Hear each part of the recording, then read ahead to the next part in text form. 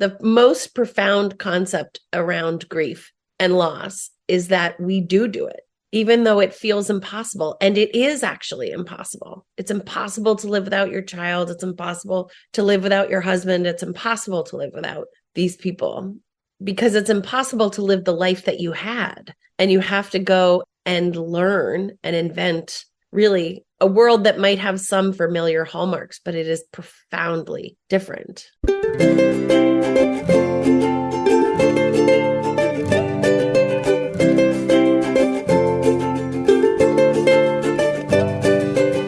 I am Anna Seewald, and this is Authentic Parenting, a podcast about growing ourselves while raising our children. I'm a psychologist, educator, and parent coach.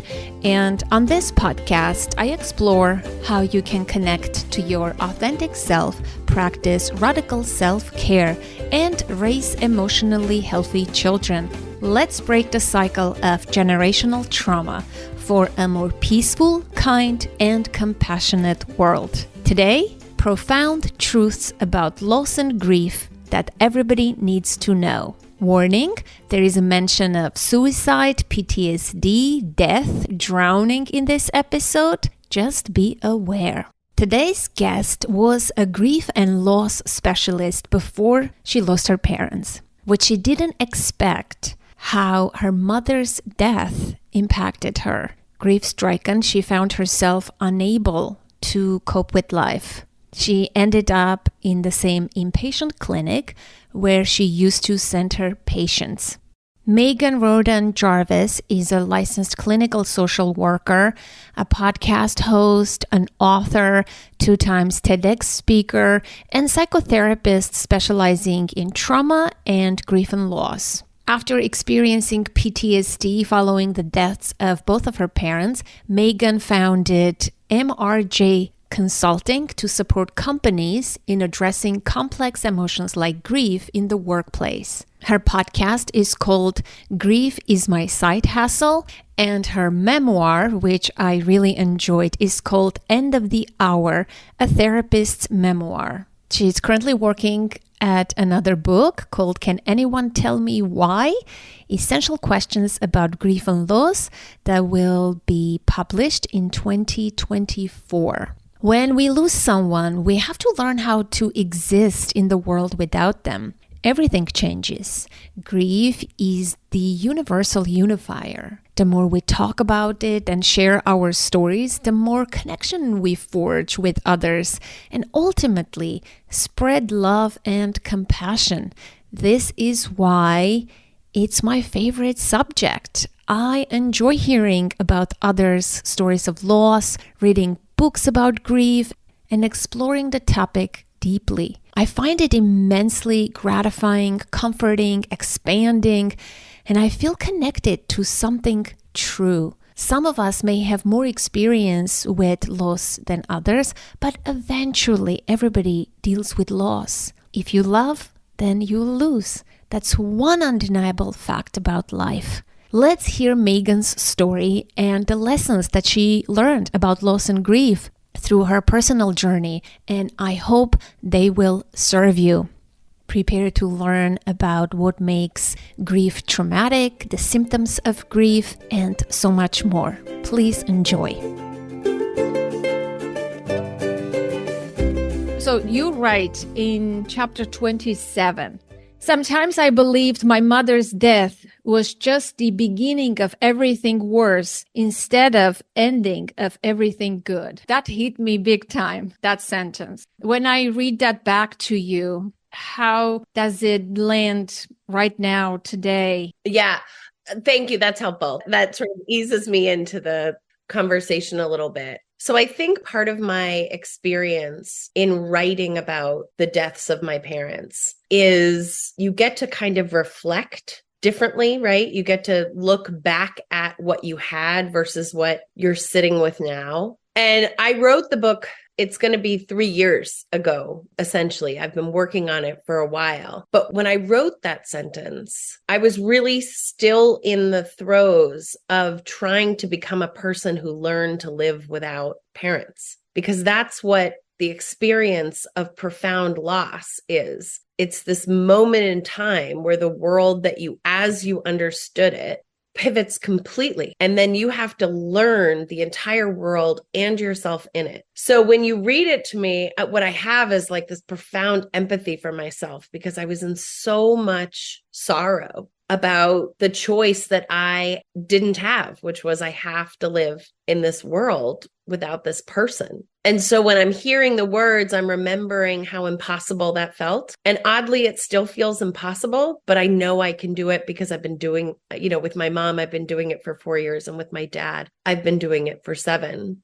And to sort of reflect on the question that you had asked a minute ago, which is, more the overarching idea of like, what are the truths of that? The most profound concept around grief and loss is that we do it, even though it feels impossible. And it is actually impossible. It's impossible to live without your child. It's impossible to live without your husband. It's impossible to live without these people, because it's impossible to live the life that you had. And you have to go and learn and invent really a world that might have some familiar hallmarks, but it is profoundly different. Yeah, it amazes me. I have a neighbor who is 95 and she lost her son. It always amazes me how parents who lose their children, it doesn't matter at what age, how they move on and live on and they function. It feels like, to me, losing a child is such a profound loss. I always think about, wow, I don't know if I could have survived. Maybe I can kill myself too. Like, it's unimaginable for me. But what you're saying is so true,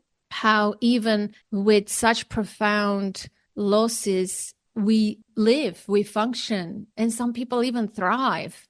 Yeah. And I think actually probably love is the same. Like, I remember when I was young asking my therapist, like, but how do you know when it's okay to get married, right? Like, how do you know when this is the person that you're supposed to be with forever? And I don't have like a profoundly romantic idea. When I was with my husband, just at some point, it was like, I don't want to have a day that he's not in the day with me. But there was no explanation. And I had a conversation with my husband when I was about to give birth to our second child, our first son. And I was so serious about it, Anna. Like, I really meant it. I was like, I feel really bad for this baby because there's no possibility I'm going to be able to love it the way that I love our daughter, who was our first child. Like, it's just so awful and heartbreaking that I will not have the capacity to do that. And then the minute he was born, I was like, oh, that's not how love works. We actually have an infinite capacity to do this. And bringing him into the world has invented me in a new way. And I think loss is like that also, like intellectually. I mean, as a trauma therapist, I have sat with people whose stories are untenable. I mean, even yours, as you describe it, the amount of loss that you suffered as a child is untenable. It's impossible. How could anyone bear it?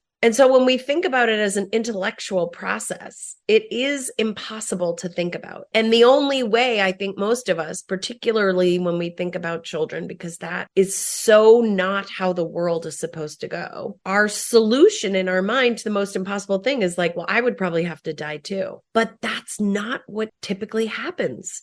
What typically happens is humans all over the world somehow manage to stay alive in these impossible situations. And many of them, many who I've spoken to on my podcast, many whom I've worked with in my office, and just people I know, go on to have lives that also include love and joy and meaning, which in the moments like the one that you read to me, I didn't think that was possible then. Yeah, I mean, it opens you up. You're so right. I mean, this innate capacity, we are not aware, each of us, we're not aware how much capacity we have for love and grief or anything. I think humans we have such enormous potential. How would we know, right? Before the experience itself, you wouldn't know. But I think just knowing and having that trust that I am capable of big love and big joy and also big sorrow. They go together, right? It opens your heart, right? You can't just experience joy in life, only happiness. That the hardships, the adversities, the pain that we go through, it expands our heart. Exactly what you're saying. You become more capacious, and your capacity for feeling the awe and the joy with it grows too. Like, I know as a person, I have an enormous love for life, joy. My happiness is I'm always happy. The wonder, the awe that I take from life is so different compared to someone who hasn't experienced profound losses yet. And that is not to say I'm better than them, but everybody has their own life experience, right? There is that, when you mentioned that innocence that we lose, I call it innocence. When you are alone without parents, that realization for the first time, that big vulnerability that you're next and you don't have the protection of your parents.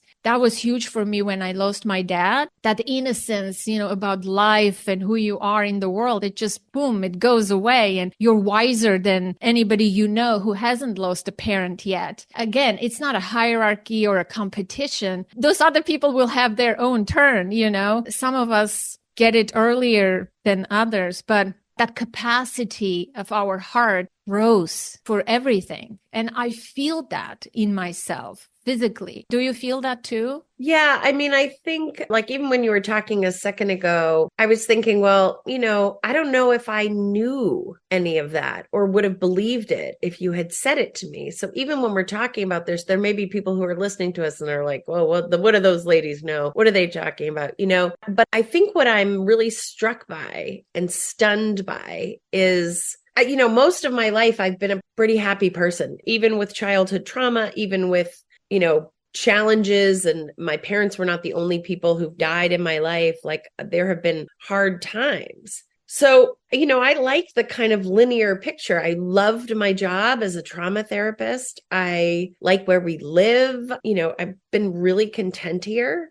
The impact of going through, particularly my mother's death and getting PTSD and being ill from that, and then it really changing how I felt about myself and my life, everything about my life, everything. I suddenly wanted to travel more. I have this thing, which is almost like a repulsion about stuff. I can't stand stuff because I spent so much time going through my parents' stuff, probably. I started writing. That's where my memoir, End of the Hour, came from. I know many, many people who will say, I've wanted to write since I was 7 or 8. That was not me. I didn't start writing until about 4 years ago, until after my mother died. And that really was more of a therapeutic process. So one of the things that I think, when I was 20, I knew everything. And I was sure about everything. And I had decided everything. And I had very specific sort of board game, steps that I was going to follow to have a great life. I'm almost 50 and I'm like, I don't really know anything. And I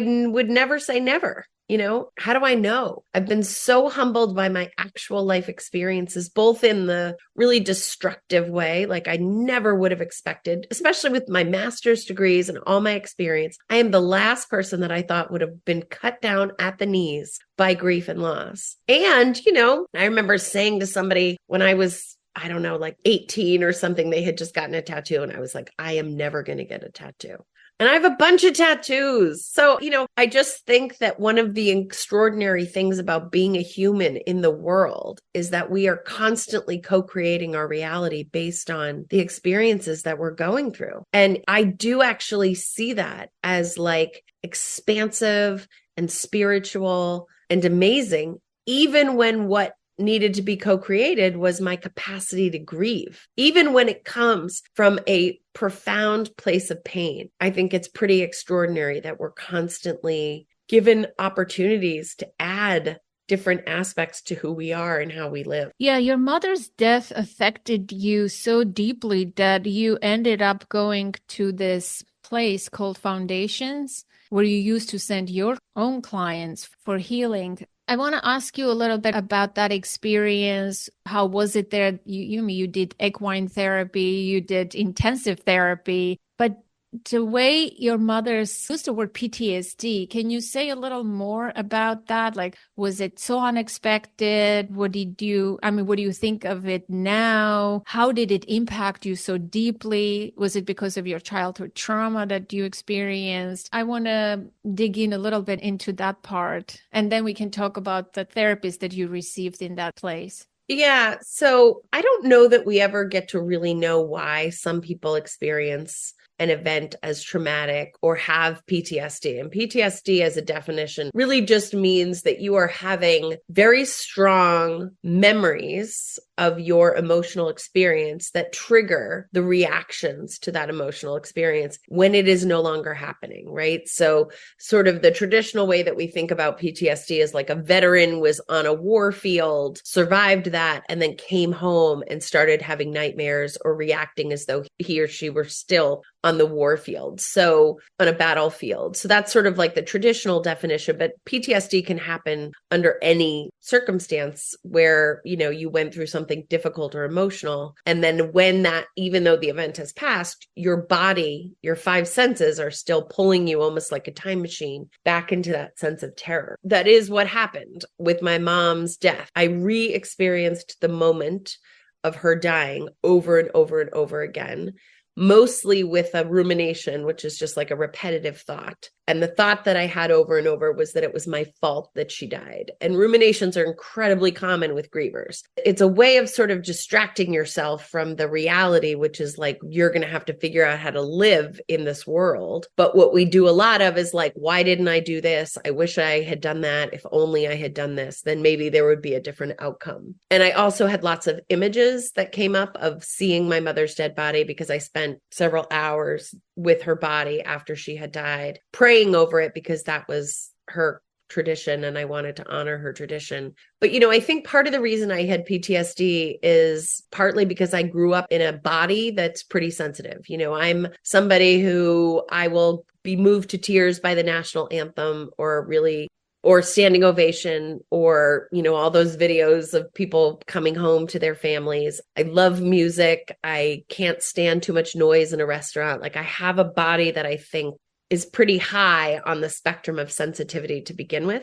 But I did have this experience in my childhood. I was 9 and it was during the summer. My family spent its time in the summer. There were 6 of us. So instead of sending us all to camp, we had this little like shack house by a beach in a very small beach community in Massachusetts. And a 16-year-old who was beloved by my family, but by, the whole community unexpectedly. Well, all drownings are unexpectedly. He drowned while we were all on the beach and no one noticed because you don't really attend to a teenager. You don't watch them the way you would a toddler. And my brother found him in the water and my mother was there when they brought his body out of the water and she suffered PTSD from those images. So my experience with my mother dying, clinically, what I can say is that I also write about my dad dying. He died of cancer, but he died of cancer over the course of a year. His death took a year, and the cancer diagnosis that he had was fatal. You do not recover from small cell cancer. So I spent a lot of time sort of going back and forth and to his house from my house. And every time I went,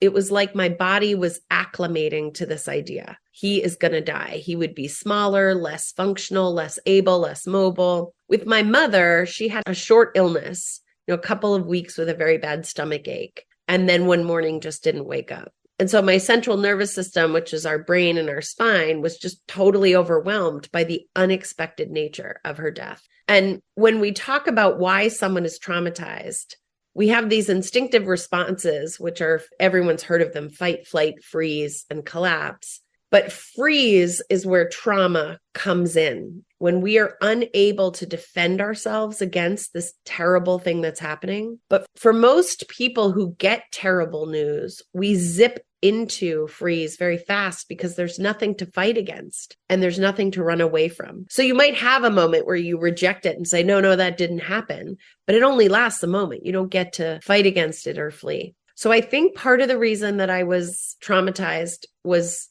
who I was since I was a child. Part of it was my childhood trauma. Part of it was the way that she died so suddenly. And then the last part is I was in a minivan full of kids. And so my being able to have an emotional reaction which I could have just wailed, was really hampered by the fact that it was my job to take care of the kids that were there. And so I really stuffed it down. And the thing about a big emotional reaction, it's a bit like laughing. Like if you tell me a funny joke, I can't really save it for later to laugh at. It's like the authenticity of the energy is in the moment. And I didn't get to have that in the moment breakdown to sort of move the sorrow through me. So I think it stayed inside like little splinters for quite some time. So good. Hey, this is Anna with a quick announcement. Authentic Parenting is a free resource, and support for this podcast come from listeners like you. Your contribution helps cover the many costs associated with the production of the podcast, hosting, producing, and especially post-production. This is an ad-free show, and donations are greatly appreciated. To make a one-time donation in any amount that you desire, or make a monthly donation, go to authenticparenting.com/support. Once again, authenticparenting.com/support. Thank you for your generous and kind support. That means the world to me. Now let's get back to the show. Yes, that spontaneous expression of emotions, if we don't get to do that, it just doesn't disappear, or we don't get to hold it for some other time, right? It has to just come out in that moment. And it's part of now in my life, I learned to allow myself to experience feelings when I'm feeling spontaneously in the moment. And I'm not embarrassed anymore. I could be walking on the street and I hear something or I see something reminds me of something and I want to cry. I allow myself to do that, or with my family, or any number of situations. I am a lot okay with that now at this stage in my life than before. Before I used to just push it down and not feel, but that has negative consequences, as we know. Yeah, it does. But I love that comparison with laughter. You know, it has to come out of us. It has to flow in that moment. And I would say to the listener, if you are experiencing any emotion, allow it to just come out of you spontaneously. Realistically, that doesn't always work. So I'll just say that I work with people who their big emotion came in a giant work meeting, or, when they were around, strangers, or and so if you aren't able to, or children, right? Like it's not always appropriate to have big emotional reactions. It's important for children to see adults regulated and to not sort of vicariously traumatize them. So what I will say is the whole work of grief and thinking about grief is just the energy that is created on account of loss. So it's just this energetic experience that if you can't let it out spontaneously in the moment, which I 100% agree with you, is the better way if you can do it. And it's also the most efficient way if you can do it. If you can't,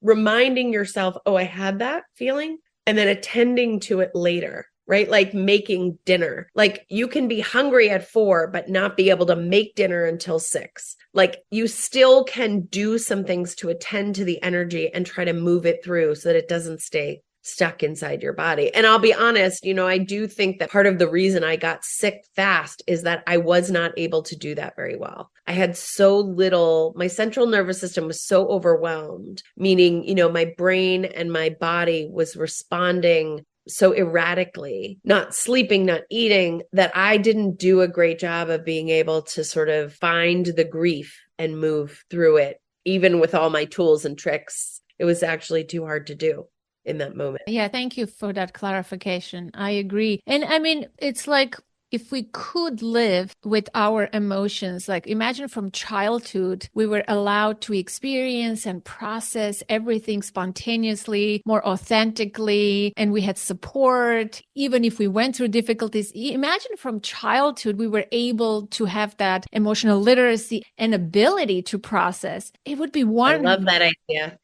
I love that idea. But obviously many of us didn't. And I feel like when we're in our 40s, because that's system was not used in a flexible way because we stuffed it, we didn't feel it, we repressed it, we suppressed it, all of those things. When we get some kind of trauma or loss later in life, let's say in our 40s, it catches up with us. We have panic attacks. It's the symptoms of grief are worse than if we were to experience something in our 20s, because back in our 20s, our system is still agile and flexible and young. It doesn't have a lot of experience of, do you know what I mean? Yeah. And I think also it's not modeled very well. This weekend I spent some time with this extraordinary documentary filmmaker whose name is Andi Timoner. And she did a beautiful film called The Last Flight Home, which everyone should watch. I think you can definitely get it on one of those basic streaming services. It might be Netflix. It's a video about her father. He was disabled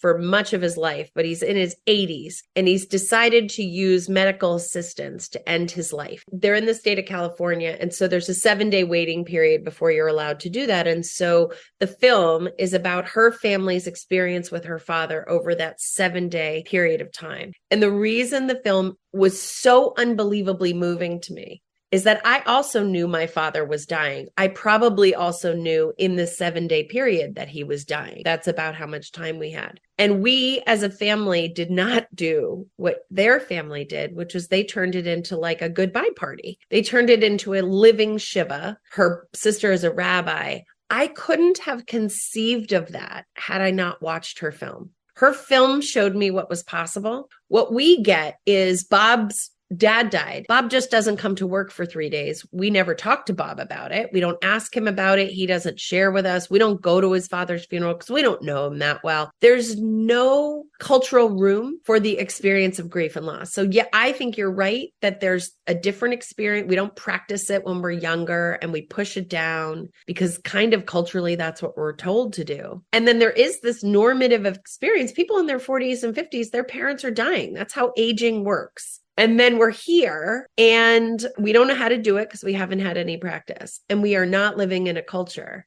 even though it could and should, that makes a ton of room for the normalcy of that. So I want to ask you, what are then the symptoms of grief? This is a good one. You talk about in your TEDx talk about this, and I watched that. I thought that was very, wonderful. And people sometimes can confuse, right, their grief symptoms with something else. I like how we need to talk about this. We need to normalize these experiences because we're all going to experience it. Grief is lonely as it is. We all experience it in our own unique way. But if we can create space where we can talk about it, even about death, it would be so helpful. But before you answer my question, are you a big podcast listener? Are you familiar with Anderson Cooper's new podcast? Yeah, of course. It's called All There Is. It's all about grief. I absolutely loved it and I highly recommend to anyone. It was so nourishing, so normalizing and validating. What do you think about it? I love Anderson's podcast. I think he's an extraordinary human. I think his podcast is offering people a view into what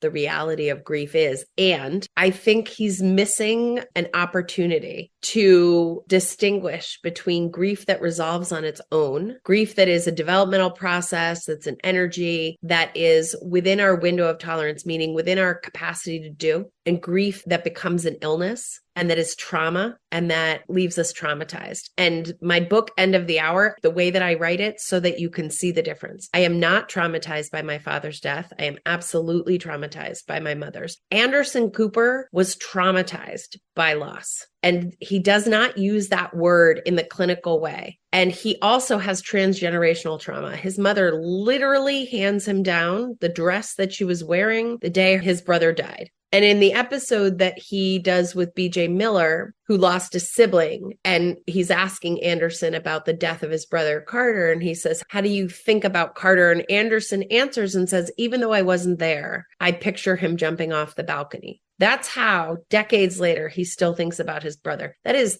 the definition of traumatized loss. That is the definition. Now, when Anderson lost his brother and his father, we didn't have treatments for that kind of grief to move the energy through, to move the pictures through, but we do now. So I regularly hassle Anderson's producers, who are lovely people, to say, When are you going to do an episode so that the world can understand the difference? Because he has millions of people listening. And on my soapbox and what you listen to in my TED Talk is I want people to be really well informed about grief and loss, because one thing that happens is people feel really judged. Like your great Aunt Linda says to you 3 months later, like, oh, are you still crying over your divorce? And you're like, what are you talking about? Of course I am. But great Aunt Linda doesn't have anything other than her ideas and opinions. There's no core education about what is something that we would expect. So a lot of what I teach about is, the body. We have 12 cranial nerves that come from our brain and invenerate our systems in our body. And we have 12 bodily systems. So like our respiratory system, our reproductive system, our muscular skeletal system. Every one of those systems is impacted when we go through a trauma.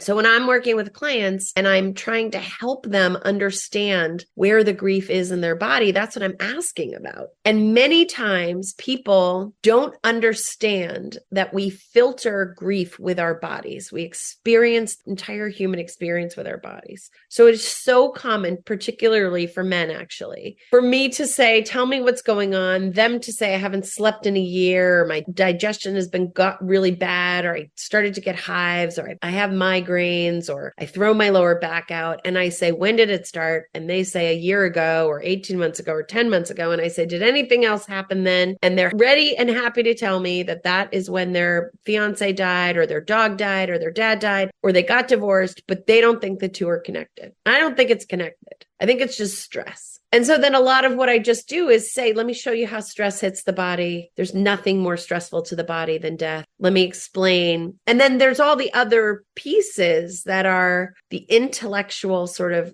responses to all of those things. But when I am seeing clients, they've usually been experiencing physical symptoms for a year, and they are well into telling stories to themselves about what that means about them. So for example, it is a totally hallmark experience, typical experience for people to sort of retreat into themselves after a profound loss. Right now at the holidays, we have so many people who are just pulling back from things. They're not going to holiday parties. They're skipping the activities at work. People aren't noticing because they're not doing it in a dramatic way, but they're beginning to sort of pull back and isolate. And isolation is just like a real being alone, and choosing to be alone and feeling alone is just part of grief. But the thing is, if we don't push on that, if we don't try to reconnect, if we don't make ourselves a little uncomfortable and go to the Christmas party, even though then we have to cry in our car later, we begin to tell ourselves a story, which is that people don't want us around. We can't be around other people now, or other people are,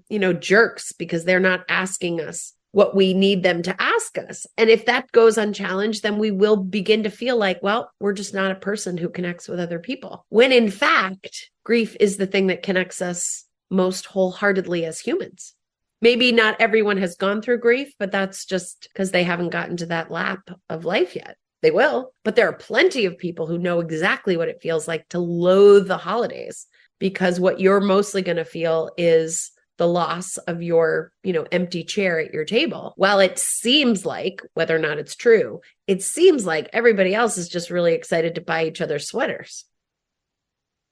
Can you say a little more about the distinction between traumatic loss and just loss that is not traumatic? Sure. I think that would be helpful. And yes, I do agree. Like my mother's loss was traumatic for me. My father's death was not. And that's when I learned the difference. Personally, I experienced it and I knew. It doesn't make it any better, right? You still grieve the person, but I immediately knew the difference.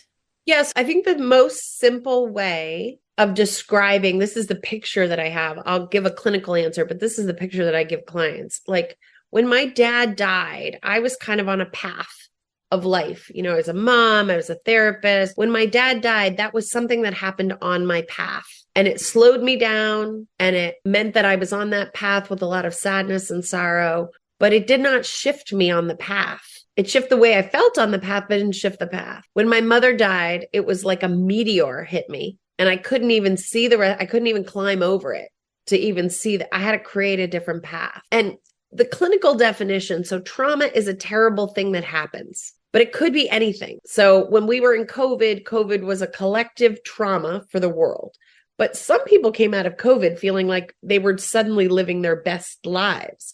So the impact of the traumatic event was not actually traumatizing. Traumatizing is the meaning that you make in your life of the event. And what it does mean is that your central nervous system is overwhelmed. So you are, and that's sort of the meteor. You are not able to just continue on your path of life. The central nervous system being overwhelmed is what causes those symptoms of, not being able to eat or sleep or having memory fog or poor word recall, which is really, really common in grief and loss. What makes the traumatizing element is that the bad thing happens, your central nervous system is overwhelmed, and your emotional takeaway is that things are less than what they once were, that your life is less. And when we recover from trauma, we grab back that possibility that life doesn't have to be less. It doesn't mean that the wound isn't there. Would I do anything to have my parents back? Actually, I think I would, but I'm not still traumatized by their death. I still live with some PTSD with my mom, but it comes and goes and I know how to manage it. I am not in a constant state of traumatization. Yeah, you described it so well in the book about your experience. I think that was very,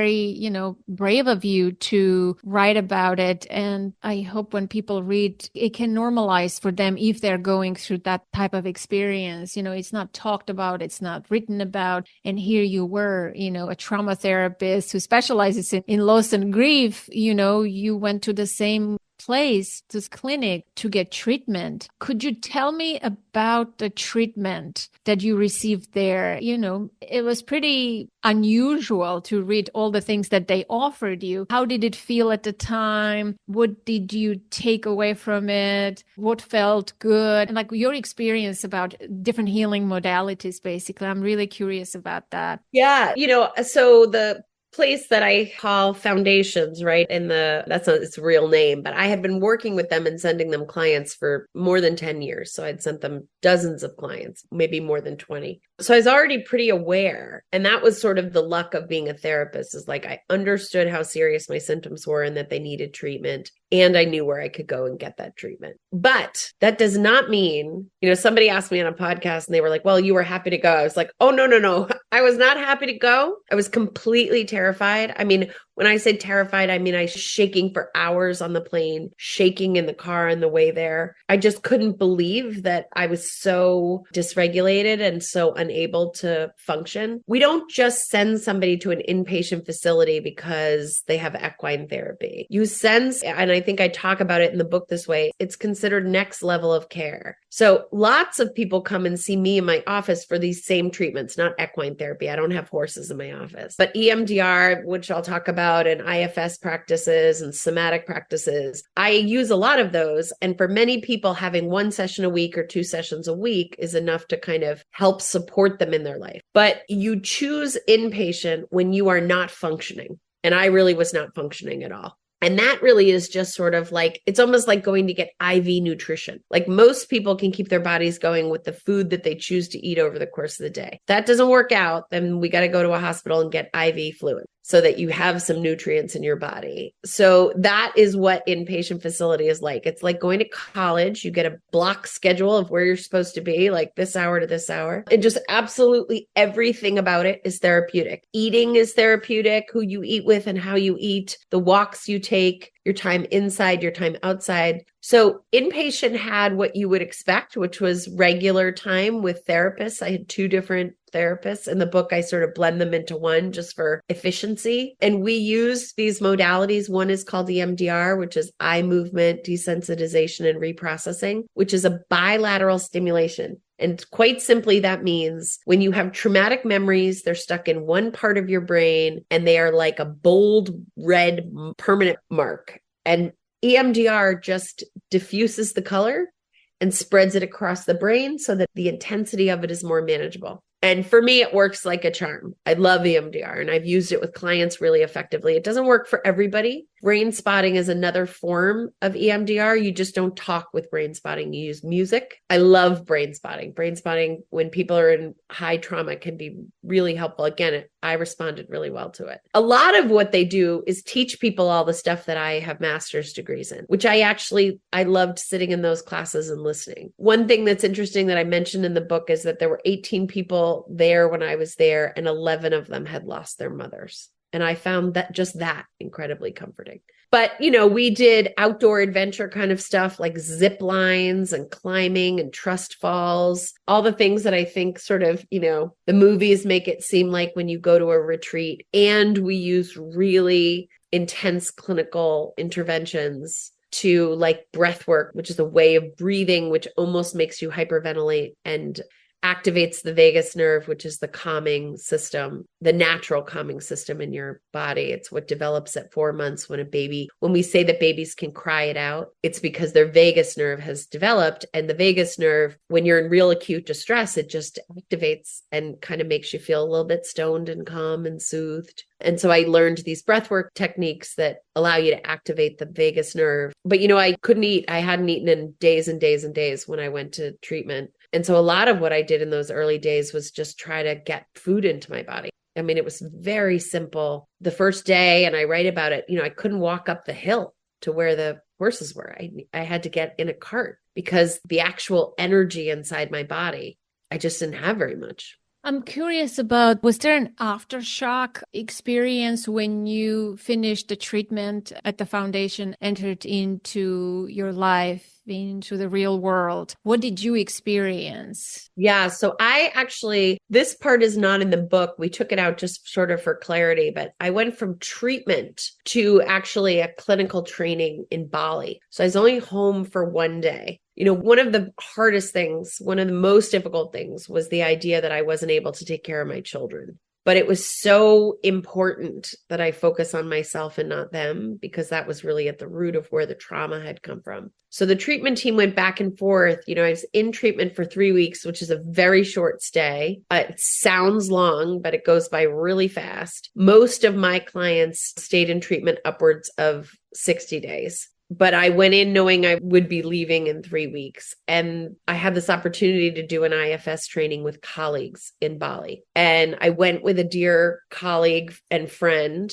sort of knowing that she would have eyes on me. And I just had a friend come who sort of babysat me. And I was physically uncomfortable pretty much the whole time I was in Bali. My back spasming hadn't totally ended. But I was home for one day, and I will tell you that I found that day when I was home in my house terrifying. I was in bed most of the day crying and felt really overwhelmed about being home. It was better for me to not be in my normal environment while I felt so not normal. And then when I got back from Bali, I had to have surgery on my ear because these weird little bones had grown. So again, I was in my house, but I was on medicine and I was sedated. And for a lot of that, I was in a lot of pain. So even though I was here, I wasn't doing anything normal. And then I went back to work in sort of like right in January, which was about 6 months after my mother died. And then by the second week of March, we had closed up everything. The whole world had closed for COVID. So for me, COVID was this extraordinary thing where it was like I had gotten to the bus stop early. My mother died. I got so sick. I felt like the world was crazy. I couldn't even believe. I say this all the time, but people were sending me things like books and care packages because I'm very well loved. And every time the UPS guy would like drop off a package, he didn't know what he had in the box. He'd be like, "Hi, how are you? Cheerful." And it just infuriated me. Like, how is this guy just doing his normal deliveries? Like the world is a normal place when it's not. It's crazy. But when COVID began and we couldn't do anything normally, that to me felt like the outside world matched the inside, my inside experience. Obviously COVID was the worst possible thing, but in terms of feeling validated and less alone, I suddenly felt like I was part of the human race again, because the human race was all going through something really hard and bad. And how about your children? I know you wrote that you had fears that you were not taking care of them. And how in reality did that pan out? You know, how did they survive? And it's funny because I was driving two of them to school this morning and I was asking them, I wanted to give my publisher, I wanted to send her and her kids and her family a game. My kids love games. We have every game that's ever been made down on our bookshelves. And they started talking about this game that they loved and they played all the time. I was like, when do you play that game? I've never even heard of that game. And they said, oh, we played it when you were at trauma camp. We played it with the babysitter. And they just said it with this there was no hushed tone of voice. There was no, and I was like, oh yeah, I don't know that game. We should play it. I don't have shame about having to check myself into inpatient now. To me, I feel like it's the thing I'm the most proud of my entire life. I did a podcast episode with my kids, which people can go listen to. It's just 30 minutes long. And I just asked them all the questions, like, what was it like for you when this happened? And I asked them about my dad's death and I asked them about my mom's death. And it's totally fascinating because, there's a scene in the book where I learned that my mom died and I start to really panic. And my daughter, who's 11 at the time, she really steps up in that moment and she does some box breathing with me and she just sort of knows something's wrong, but she lets me be in that moment. And I asked her about it on the podcast. She doesn't even remember doing it. So then I just asked the kids, what do you remember? And what they remember is playing with their cousins. They have a million cousins because I have 5 brothers and sisters and we never get together because they were all married before my kids were born. So they had never really had the experience of being around all their cousins. They remember really good cheesecake at my dad's funeral. That they talked about with the most discomfort is that I had a huge screaming, yelling fight, which again is also really common in grief, with my youngest sister. I was overwrought and she did some small thing and I just totally exploded. And all 3 of my kids were like, yeah, that was really bad. But to me, I spent half my life yelling at my sister. So to me, that wasn't even, so it was an interesting podcast episode. It really loosened my heart. It really allowed me to let myself off the hook a little bit. Actually, it was 3 weeks out of their life and they loved that babysitter. That was their profound memory. And what I think about it is God, if I hadn't gone, I just don't know where I would be in my life if I hadn't gone. And how it would have affected them. In fact, it would have been could have had an impact. For sure. And the immediate outcome that they see of these terrible events is this book. And all the writing that I'm doing, the way my business has changed and the way that I have changed, which again, it's what we just said, it's traumatic growth. It's not traumatized. They're really proud of the fact that I wrote a book. I don't think they cared that I was a trauma therapist before, but they like to tell people that I wrote a book and they like to show it to people. And so whatever it was that I was worried about being the case with my kids, I don't see it. I don't see that they were negatively impacted by my mental health crisis. How did it inform your work, this whole experience after this inpatient treatment when you came back? What can you say about that? Yeah, so immediately there are a couple of concrete things. One is I understood that something that we talk about, and I've talked to so many grief and loss specialists since then about this. There's a general ethos that when you are going through something really difficult and hard that has trauma associated with it, that you should do that as calmly as possible. So, and they talk about this in the rooms of AA, if you are needing to get sober, you should not also move, cut bangs, and get divorced. And so we say that in grief and loss, I can't even tell you the number of clients who said to me, I feel really X. I think I should do Y. And I kind of resisted that. Let's take it slow. Let's do it this way. And now I understand, as someone who could not be in my home because it felt so crazy to be in a place that I knew myself to feel a certain way and not be able to feel that way at all, right? Trying to wear your regular clothes when you're pregnant. You can't do it. So my family and I ended up traveling across the country, just through our bags and our SUV. And we went to 21 states and 28 national parks and monuments. And everybody was like, oh, that was such a good thing that you did for your kids' education. I was like, this has nothing to do with my kids' education. That's just a positive byproduct. This is me grieving. I needed to move. There was so much energy inside my system, I couldn't sit still. And so I think we actually do that wrong. When I think back amongst the number of clients that said to me, I need to make a drastic change, and I told them I thought that they should be careful about that, I show up for that differently. Now, when I'm working with grievers, I'm like, is there anything that you feel really compelled to just cut out of your life or do differently or dramatically change? I've supported several people who have been like, I want to move. I'm like, let's get the movers, let's get the bags, let's get it packed, because I actually think that is part of the grieving process. And that doesn't mean that people aren't necessarily going to maybe regret some of those moments and wish that they could have done things differently. But I think you have to trust the instinct of the person in front of you about what it is that they're saying that they believe that they need. So that is one concrete thing that I really believe is different than how we present it in the field. I am much more forthright with clients. I have a memoir out there in the world, like, what is the point of not being forthright? But that was an active choice also. And most of the work that I do right now, I just have 5 clients at the moment, which, a full caseload is like 25 or 30. And I just have 5. Most of the work that I do, I'm going to do it right after I get off this call with you, is I lecture to companies. I do work with corporations about how grief and loss shows up in their organizations and their communities and how they can better become grief informed to support that. Because I think that's been really relevant in COVID. And I think it's been the root of things like quiet quitting and the Great Resignation. Wow, this is great. So I know you have something coming up right after this, so I keep you any longer. Oh, no worries. But I want to ask one last question. The first time you sat at your chair to work with a client after this whole experience, how did it feel? Did you feel like an imposter? Did you feel like you're deeply connected to your clients? I want to know, like, what was going through your mind and through your body the first client that you saw?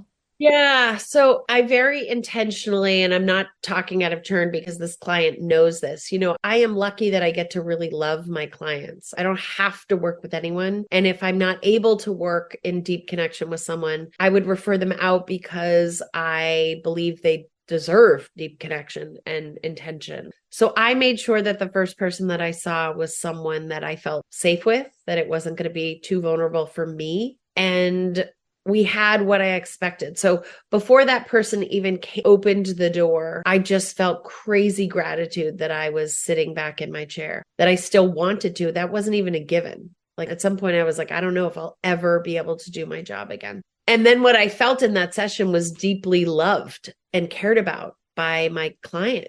It was a trauma for my clients to have me be so unwell and so impacted. And they care about me the way I care about them. So what I felt was deeply cared about. And we did a therapy session. So I remembered how to be a therapist, which I was worried I wasn't going to be able to do. So I think I had 2 clients that very first day. And I remember coming home and feeling just very full and relieved that even though my big fear was that kind of I had been destroyed as a person, I wasn't destroyed as a person. I just had parts added that hadn't been there before. And like, as parting recommendations, could you mention a few grief books or resources that you find useful, helpful, maybe podcasts, like you mentioned that documentary? I think it's important to share those kinds of resources. Sure. And I do have a bunch of resources over on my webpage, and that is, you can come over there, and it's not like I'm getting paid to tell you to. What is that webpage? Can you say? It's just my name. So it's just MeghanRiordanJarvis.com, and just hit the resource button and it will tell you some podcasts that I think are really great.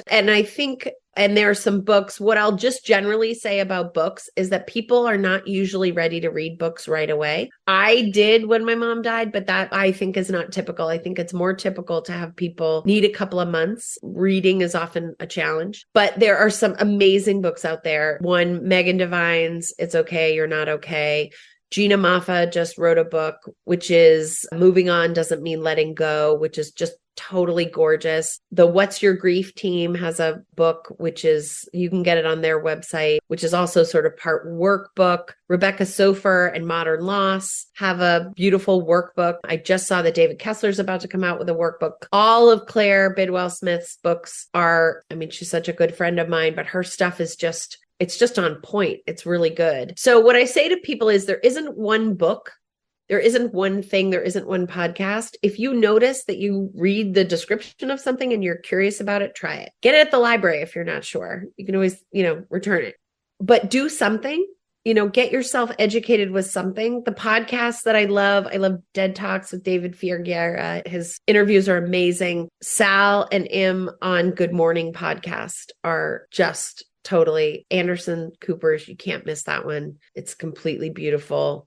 Claire did a podcast, which is New Day, which is really excellent. How about you mention your podcast? Oh, yeah. So my Grief is My Side Hustle. I have a nice combination of people who are grievers, people who help in the grief field. So people who help you do your paperwork and, funeral home kind of stuff. And then all the grief experts, those guys are all my friends, and I have them on to talk about their work and their books. And a lot of folks do retreats and weekends. And, I found a lot of comfort in memoir. Also, just reading other people's personal stories. And, if you're a memoirist out there, please write your story, because that's how we're shifting grief culture, is really teaching people through our own personal experiences. Thank you so much. I really enjoyed this last bit that you shared, all the recommendations. Some of them are familiar to me, some aren't. I'm going to check out. Sure. Thank you, Meghan, for putting your story into a book and helping others. I really enjoyed reading End of the Hour. Love the cover art and the title too. I had nothing to do with the cover. It is completely beautiful. It's an artist whose name is Melissa Boys. And the title, a friend of mine gave me the title. So it takes a village to make a book. But thank you for this. I don't know why I couldn't get my head around the questions in the beginning. You were very patient with me, but I really enjoyed our conversation. This was